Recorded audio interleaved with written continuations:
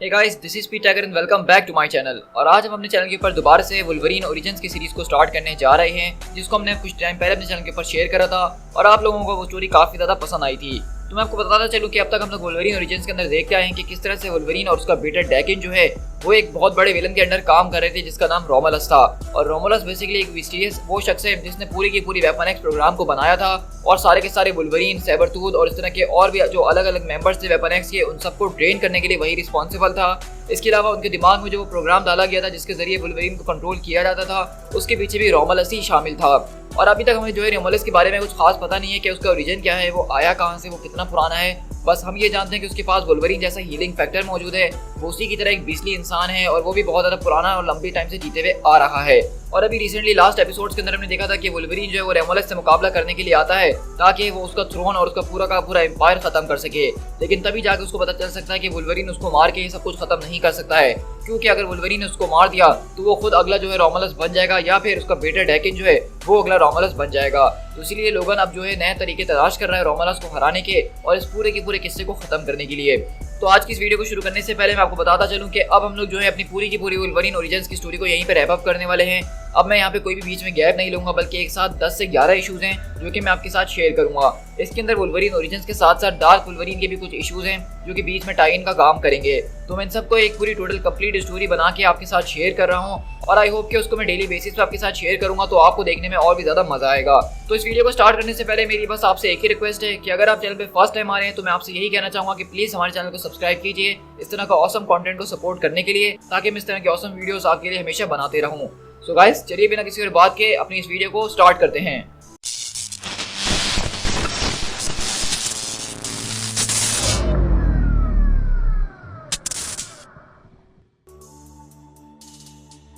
तो इसी तरह हम देखते हैं कि वुल्वरीन यहाँ पे बाइक पे बैठ के एक जंगल की तरफ जा रहा है और वो बताता है कि खैर मुझे तो ये बात माननी पड़ेगी कि मेरी वहाँ पे बहुत बुरी तरीके से शामत आई है हर एक पॉसिबल वे के अंदर। रोमुलस मेरे बारे में कुछ ज्यादा ही जानता है क्योंकि उसने मुझे बनाया है। आज तक जो कुछ भी मैंने किया है वो सब उसके नक्शे कदम पे चलते हुए किया है, तो इसलिए मैं उसके खिलाफ जो कोई भी प्लान ऑफ अटैक बनाने की कोशिश क्यों ना कर लूं, उसका कोई फायदा नहीं है। रोमुलस उसके बारे में पहले से ही जानता है, वो उस प्लान को अपनी तरफ आते हुए देख लेता है और उसी प्लान को फिर उल्टा वो मेरे खिलाफ इस्तेमाल करता है।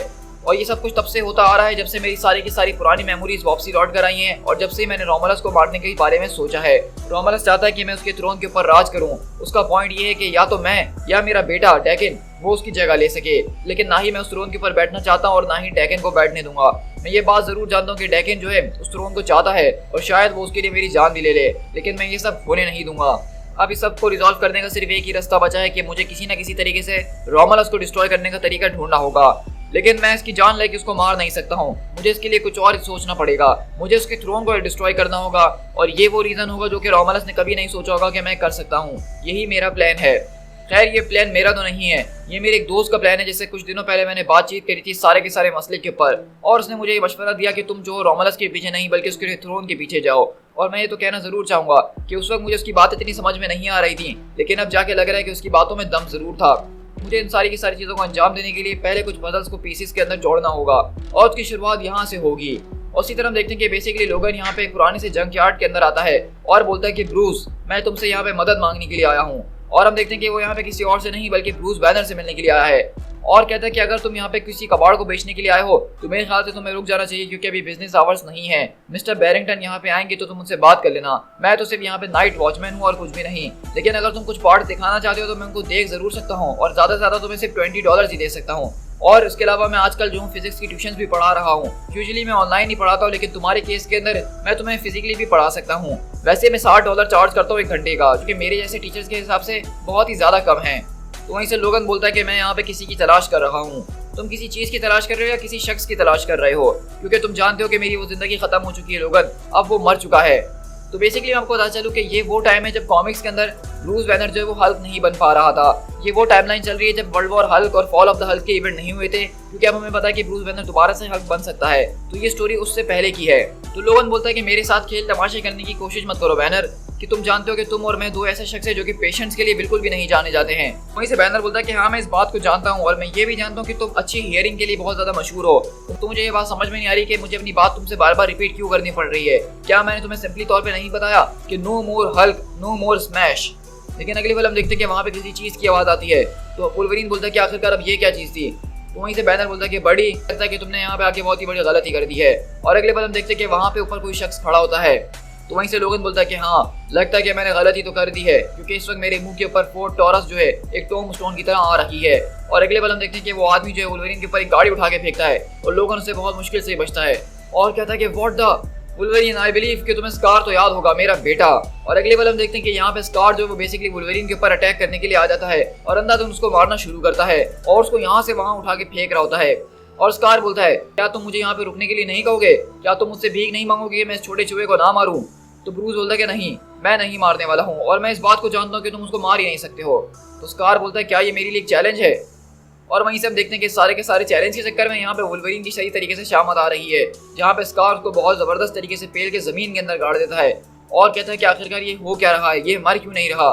तो वहीं से बैनर बोलता है कि इसका पूरा का पूरा स्केलेटन वो एडामेंटियम से बना हुआ है, जो कि अनब्रेकेबल है और हमारे स्टैंडर्ड्स वाले भी इसको नहीं तोड़ सकते हैं। और उसी तरह हम देखते हैं कि लोगन की यहाँ पे बहुत अच्छी तरीके से शामत बुला चुका है और उसने उसको ज़मीन के अंदर मार मार के गाड़ दिया है। और लोगन बोलता है कि ये बहुत बुरी तरीके से हर्ट कर रहा है, लेकिन उससे ज्यादा मेरी बेइज्जती हो रही है। तो वहीं से बैनर उसके पास बैठता और कहता है कि अब बहुत जल्द स्कार तुम्हें लात मार के यहाँ से बाहर फेंकने वाला है और जब तुम होश के अंदर आओगे तो तुम एक दूसरे स्टेट के अंदर होगे। तो मैं चाहता हूँ कि तुम इस बात के बारे में भूल जाओ कि कभी तुम मुझे यहाँ पे मिलने के लिए आए भी थे। क्या तुम्हें समझ में आ रहा है? तो लोगन बोल, इसका मतलब आजकल तुम छुप के रह रहे हो। तो बैनर बोलता है कि हाँ बिल्कुल। तो वुल्वरीन बोलता है कि ये सब आखिरकार किस लिए? क्या तुम अपने बेटे को उसी नाइटमेयर से बचाना चाहते हो जिसके अंदर तुम जी रहे हो? तो वहीं से ब्रूस उसकी तरफ देखकर कहता है कि हाँ बिल्कुल, तुम ठीक समझ रहे हो। तो लोगन बोलता है कि ऐसी बात है ब्रूस, तो तुम मुझे अच्छे तरीके से समझ सकते हो, क्योंकि मैं भी अपने बच्चे को उस नाइटमेयर से निकालना चाहता हूँ जिसके अंदर मैं फंसा हुआ हूँ। लेकिन वहीं से बैनर उसकी तरफ देखता है और कहता है कि गुड लक विद दैट, लेकिन अब मैं तुम्हारी कोई मदद नहीं कर सकता हूँ। और अगले पल हम देखते हैं कि वहाँ पे स्कार उसको लात मार के उड़ा के फेंक देता है। और उसी तरह हम अगले दिन शिफ्ट होते हैं एक दूसरे स्टेट के अंदर, जहाँ पे यहाँ पे दो फादर और सन जो है आपस में फोटोग्राफी वगैरह कर रहे होते हैं पहाड़ों के बीच आके। लेकिन अचानक वो देखते हैं कि एक पेड़ के ऊपर वहाँ पे वुल्वरीन वो यहाँ पे आके अटका हुआ होता है। और इसी तरह हम देखते हैं कि लोगन वहाँ से उस पेड़ को अपने क्लॉज के जरिए तोड़ के जमीन पे गिरता है और वो आदमी लोग उससे पूछने के लिए आते हैं कि आखिरकार ये सब चल क्या रहा है। और उसका फादर बोलता है कि तुम तो एक म्यूटेंट हो ना। तो लोगन बोलता है क्या तुम्हें इस बात से कोई प्रॉब्लम है? तो वहीं से वो कहता है कि मेरा जहाँ तक अंदाजा है प्रॉब्लम इस वक्त तुम्हें होनी चाहिए, ना कि मुझे। आखिरकार तुम्हारे साथ हुआ क्या है? क्या तुम चलते हुए प्लेन से गिर गए या इस तरह का कुछ हुआ है? तो वहीं से लोगन बोलता है कि आखिरकार चलते हुए प्लेन से कौन गिरता है, इससे पहले तुमने कभी देखा है? तो वहीं से उसका बेटा आता और कहता है कि हे मैन, अपना एटीट्यूड जरा गिराने की कोशिश करो, हम तुम्हारी यहाँ पे मदद कर रहे हैं और कुछ भी नहीं। तो लोगन बोलता है कि आखिरकार तुम किसको कॉल कर रहे हो? तो कहता है कि किसको क्या मतलब, मैं 911 को कॉल कर रहा हूँ मैन। तो लोगन बोलता है कि कोई ज़रूरत नहीं है, उनको कॉल बैक करो और कह दो कि ये एक फॉल्स अलार्म था या कुछ भी, मुझे किसी एम्बुलेंस की ज़रूरत नहीं है। इस वक्त मुझे ज़रूरत है साफ पानी की, ताकि मैं अपने घाव ठीक कर सकूँ और कुछ घंटे रेस्ट अप करने के लिए एक जगह चाहिए और हो सके तो कुछ खाने के लिए भी। तो उसका फादर बोलता है कि बिल्कुल, हम तुम्हारी मदद कर सकते हैं। लेकिन उसका बेटा बोलता है कि फादर कम ऑन, हम इस तरह से इस पर विश्वास नहीं कर सकते हैं, ये भी नहीं जानते कि आखिरकार वो कौन है। तो वो आदमी कहता है कि श्योर, हम इसके बारे में जानते हैं, ये एक आदमी है जो कि इस वक्त बहुत बुरी तरीके से हर्ट है। और इसी तरह हम देखते हैं कि लोगन बेसिकली उनके साथ उनके घर चले जाता है। लेकिन हम देखते हैं कि यहीं पे जो उसका बेटा होता है वो अगले पल FBI वालों को जो इसकी रिपोर्ट कर देता है और उसको पूरा का पूरा हुलिया बता रहा होता है कि किस तरह से वो एक छोटे से कद का आदमी है जिसके पास मेटल क्लॉज वगैरह हैं और मेरे फादर जो हैं उनको अभी कुछ टाइम पहले हार्ट अटैक हुआ था हमारी माँ के मरने के बाद, तो वो आजकल लोगों के ऊपर को ज़्यादा ही रहम खा रहे हैं। लेकिन मैं जानता हूँ कि ये सब कुछ ठीक नहीं लग रहा था, तो इसलिए मैंने आप लोग को कॉल करके अपडेट करा। तो वो आदमी कहता है कि डोंट वरी, तुमने बिल्कुल सही काम करा है। और अगले पल हम देखते हैं कि वो आदमी एक बॉक्स निकालता है, उसके अंदर से कुछ फाइल्स निकाल के एक नंबर मिलाता है और कहता है क्या तुम मेरे साथ लाइन पे रहोगे 1 मिनट के लिए? और अगले पल वो किसी और को कॉल मिलाता है और कहता है हेलो, कौन बात कर रहा है? तो वहीं से आवाज़ आती है कि आखिरकार तुम किससे बात करना चाहते हो? और हम देखते हैं कि वो किसी और को नहीं बल्कि रोमलस को कॉल लगाता है और कहता है ओह गुड, चलो तुम बात कर रहे हो। मेरा पुराना पार्टनर जो यहाँ पे मौजूद था उसने मुझसे कहा था कि मैं कभी किसी भी म्यूटेंट के बारे में पता चले जिसका नाम वुल्वरीन हो तो फौरन से इस नंबर के ऊपर कॉल करना और इन्फॉर्मेशन पास कर देना और वो आदमी तुम्हारे अच्छे तरीके से खातिरदारी करेगा। तो रोमलस बोलता है कि ओह, तुमने बिल्कुल ठीक काम करा एजेंट, मैं तुम्हारी बहुत अच्छे तरीके से खातिरदारी करूंगा। तो बताओ आखिरकार कि तुम्हारे पास क्या जूसी न्यूज़ है? तो आदमी बोलता है कि वेल फॉर द स्टार्टर्स, हम इस बारे में जानते हैं कि इस वक्त वो कहाँ मौजूद है। लेकिन इसी तरह हम देखते हैं कि यहाँ पे वुल्वरीन बैठ के सब चीज़ें सोच रहा होता है कि अब उसको अपने प्लान के ऊपर आगे बढ़ना होगा, उसको रोमलस से एक स्टेप आगे रहना होगा। लेकिन अचानक उसको वहाँ पे सायरन सुनाई देते हैं और वो देखता है बाहर जाके कि उसका बेटा कॉल पे लगा हुआ है। तो वो ये देख के समझ जाता है कि उसके बेटे ने इसको कॉल कर दी है। और लोगन बोलता है कि शायद मैं ठीक था कि सारे बेटे ही गधे होते हैं। और इसी तरह हम देखते हैं कि अगले पल वहाँ पे काफ़ी ज़्यादा पुलिस की गाड़ियाँ जो है वो इनके घर की तरफ आ रही होती है और वो सीधा यहाँ पे वुल्वरीन को पकड़ने के लिए आ रहे होते हैं। और वहीं से हम देखते हैं कि उनका जो बड़ा आदमी होता है वो कहता है कि हम इसके बारे में किसी और को नहीं बता सकते हैं, हमें डायरेक्ट ऊपर से ऑर्डर्स आए हैं। तो वहाँ पे जो नया पुलिस वाला था वो कहता है कि आखिरकार हम किसके ऑर्डर्स को फॉलो कर रहे हैं। तो कहता है कि कुछ ऑर्डर्स ऐसे होते हैं जिसके बारे में बताया नहीं जाता है, समझ लो कि फेवर्स के बदले फेवर्स होते हैं वो। और उसी तरह हम देखते हैं कि रोमुलस बेसिकली इन सारे के सारे पुलिस वालों को उसके खिलाफ भेजता है वुल्वरीन को पकड़ने के लिए। आखिरकार वुल्वरीन तुम करना क्या चाह रहे हो। और इसी तरह हम देखते हैं कि लोगन बेसिकली वहाँ पे भागना शुरू करता है और कहता है कि अब मैं इनसे डरने वाला नहीं हूँ, अगर ये रोमुलस के आदमी है तो मैं इनको नहीं छोड़ने वाला हूँ। और अगले बार हम देखते हैं कि लोगन अपने क्लॉज निकाल के उनकी गाड़ियों के सामने खड़ा होता है, लेकिन इससे पहले वो गाड़ियाँ पहुँच सकें उन गाड़ियों के सामने एक अजीब सी बड़ी सी चीज़ आती है और सारी की सारी गाड़ियाँ बर्बाद हो जाती हैं। तो लोगन बोलते हैं कि व्हाट द, आखिरकार ये सब क्या हो रहा है। और इसी तरह हम देखते हैं कि वहाँ पे वो सारी की सारी गाड़ियों के ऊपर बड़ा सा ब्रिज आके गिर चुका होता है और वो पुलिस वालों का रास्ता रुक चुका है। और अब देखते हैं कि ये सब किसी और ने नहीं बल्कि स्कार ने करा है। और वहीं से ब्रूस बोलता है, तो मैं तुम्हारी उन सारी की सारी बातों के बारे में सोच रहा था, जो कुछ भी तुमने मुझसे कहा, तो मेरे ख्याल से हम दोनों इस सारे के सारे मामले में एक दूसरे की मदद कर सकते हैं। तो इसी तरह हम देख रहे हैं कि बेसिकली ब्रूस बैनर जो है अब वो वुल्वरीन की मदद करने के लिए तैयार हो चुका है और इसके लिए वो सकार को अपने साथ लेकर आया है। यानी कि वुल्वरीन ने अपनी टीम बनाना शुरू कर दिया आहिस्ता आहिस्ता, जिसमें पहले मेंबर जो है स्कार और ब्रूस बैनर होने वाले हैं। To be continued.